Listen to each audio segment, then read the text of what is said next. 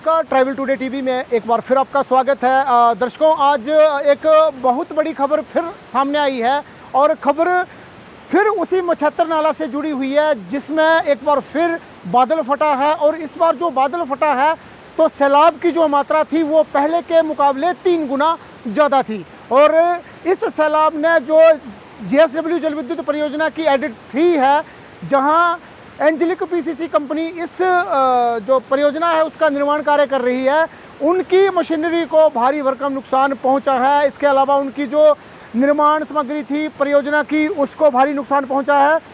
और जो बड़ी बात यह है कि जो पिछली बार जो बादल फटा था, जो मंगलवार सुबह तड़के बादल फटा था, उस बादल फटने के चलते जो उनकी मशीनरी थी, जिसमें JCB थी, जिसमें एक लोडर था, जिसमें कोई डंपर था, उनके 4 जो कंटेनर थे, वो जो कंटेनर थे उनका जो था वो नामो निशान मिट चुका है। सैलाब इतनी भारी मात्रा में उमड़ा है कि उन सब मशीनरी जो थी वो रावी नदी में समा गई है।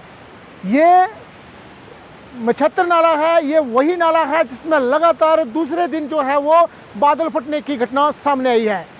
बादल फटा, मछत्तर गांव का पूरा गांव रात भर जागता रहा और नौबत यहाँ तक आ गई कि जो मछत्तर गांव के घर थे उनको खाली करना पड़ा। आप मेरे पीछे देख सकते हैं जो एडिट 3 है वो है, और यहाँ जो परियोजना प्रबंधक है उनको करोड़ों रुपए की चपत जो है वो लग गई है। ये खबर का एक पहलू है। अब मैं आपको दूसरा पहलू जो है वो बताऊंगा कि आखिर किस तरह से परियोजना प्रबंधकों की जो मशीनरी थी वो मछत्तर गांव के लिए वरदान साबित हुई है। मैं अपने सहयोगी से कहूँगा कि वो बताएं कि ये जो 3 डंपर खड़े हैं, ये तीनों डंपर ऐसे जगह पर खड़े थे कि जहां से जो सैलाब था वो मछत्तर गांव की ओर जा रहा था। तो इन डंपरों की मदद से वो जो पूरा का पूरा प्रवाह था वो नाले की तरफ मुड़ गया। तो ये 3 डंपर जो थे वो इस मछत्तर गांव के लिए एक संजीवनी का काम किया है इन्होंने, क्योंकि ये डंपर ना होते तो शायद ये जो गांव है उसका अस्तित्व जो था वो आज सुबह तक मिट जाता। घटना मंगलवार देर रात की है, करीब 1:30 से 2 बजे के आसपास एक बार फिर मछत्तर नाला में बादल फटता है और उस बादल से उमड़े सैलाब के चपेट में जो मशीनरी थी इसकी पूरी की पूरी वो आ जाती है और वो ढह जाती है। लेकिन बड़ी बात यह है कि जो मछत्तर गांव था उसको भारी भरकम नुकसान पहुंच सकता था, लेकिन ये जो तीनों डंपर है जो कतार में खड़े हुए हैं, इन तीनों डंपरों की मदद से जो था वो पूरा का पूरा सैलाब जो था वो नाले की तरफ मुड़ जाता है। तो कुल मिलाकर अगर ये डंपर ना होते तो शायद मछत्तर गांव का अस्तित्व मिट चुका होता। तो ये बिल्कुल एक वरदान साबित हुआ है, एक संजीवनी साबित हुआ है उनके लिए। तो इन डंपरों की मदद से जो है वो मछत्तर गांव बच गया है।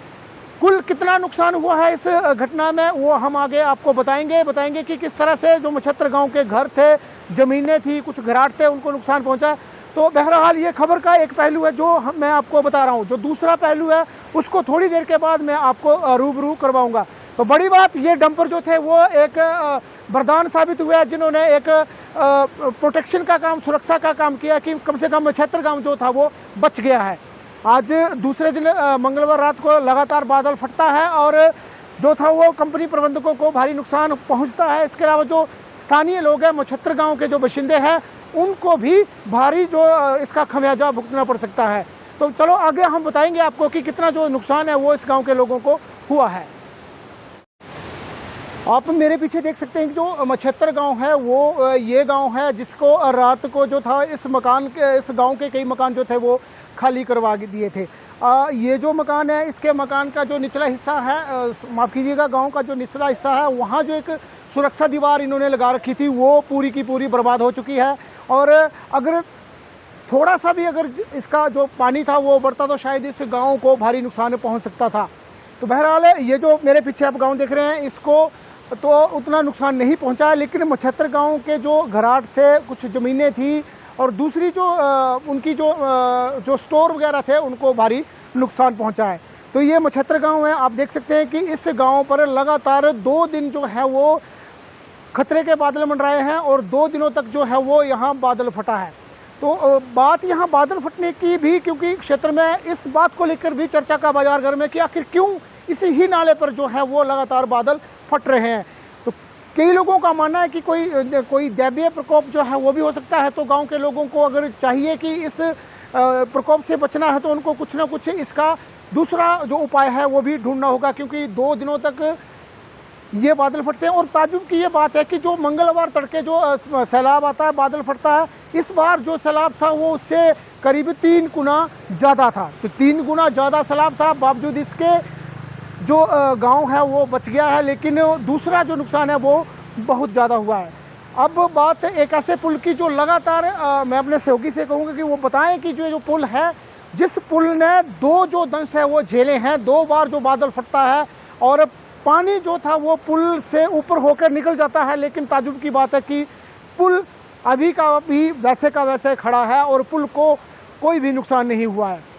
2 जो दिन जब भी बादल फटे हैं तो पानी जो था इस पुल के ऊपर से होकर निकल गया है। पानी क्या, फिर कई पेड़ थे बड़े बड़े वो निकल गए हैं। इसके अलावा जो मशीनरी थी भारी भरकम वो भी इसी पुल के नीचे से होकर गुजर गई है, लेकिन पुल जो है वो अभी तक सुरक्षित है। तो कुल कितना नुकसान हुआ है, राजस्व विभाग के अधिकारी जो है तहसीलदार होली की अगुवाई में यहाँ मौजूद है, तो वो तो उनसे पूछने पर पता चलेगा कि कुल कितना जो नुकसान है वो हुआ है। बहरहाल हम अभी जो प्रभावित हैं, जो चनहोता पंचायत के मछत्र गांव के जो प्रभावित हैं, उनसे मिलेंगे, उनसे जानेंगे कि कितना नुकसान हुआ है और वो इस नुकसान के पीछे किसे कसूरवार समझते हैं। अब हम थोड़ी ही देर में उनसे बात करने वाले हैं और उस बात में स्पष्ट हो पाएगा कि आखिर कितना नुकसान जो है वो मछत्र गांव के लोगों का हुआ है। तो आज जैसे रात को, मंगलवार की रात को एक बार फिर बादल फटता है और पूरा का पूरा जो मछत्र गांव है वो रात भर जगता है। यहाँ सभी लोग जो थे वो रात भर जगे हैं, क्योंकि कई जो मकान थे उनको खाली कर दिया गया था। नौबत यहाँ तक आ गई थी कि कभी भी बड़ा नुकसान जो है वो यहाँ हो सकता है। तो हम अभी प्रभावित हैं, उनसे बात करने की कोशिश करेंगे, हम जाएंगे उनके पास, उनसे पूछेंगे कि आखिर ये किसकी जो कसूर है इसके पीछे वो किसको मानते हैं। हाँ जी, हेलो। हाँ जी, मेरा बड़ा नुकसान हो चुका। इस नुकसान ना करे लिया तो है कुछ गरीब मानो आओ, कोई ना मुझे जमीन ना जगह ना कुछ ना घर बाहर का मेरा सब कुछ लूट जरूर मेरा भी करा ना कुछ दौर 18 फुट तो मेरा खोड़ा रहा चली शुरू 4-5 फुट तो मेरा नार रहा चली शुरू और मैं 15-16 फुट तो मेरा तेरा सेवर चली शुरू नाक खर चली शुरू तेरा खट्टे रहा चली शुरू नींबू रहा चली शुरू मेरे बोट और इस ज़्यादा हम न बल सकते। अब गरीब मानो तो आपको तो कर सकते सब कुछ।